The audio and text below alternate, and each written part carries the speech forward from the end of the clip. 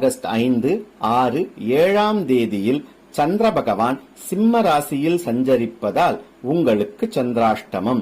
வாழ்க்கை துணையுடன் வாக்குவாதத்தில் ஈடுபடுவதை தவிர்க்கவும்.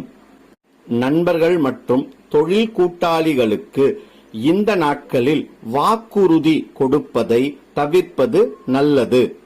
ஆகஸ்ட் 27ஆம் தேதி செவ்வாய் பகவான் உங்கள் 6ஆம் பாவமான மிதுன ராசிக்குள் செல்வதால் வெளி உணவுகளை தவிர்ப்பது நன்மை பயக்கும். சிறிய உடல் உபாதையாக இருந்தாலும் தகுந்த மருத்துவரை அணுகுவது சாலச் சிறந்ததாகும். கடன் வாங்குவதை தவிர்ப்பது இந்த காலகட்டத்தில் நன்மை பயக்கும். தினம்தோறும் கோளறு பதிகம் பாராயணம் அல்லது கேட்டு வர உங்களுக்கு இருந்து வரும் குழப்ப நிலை மாறி மனமாற்றம்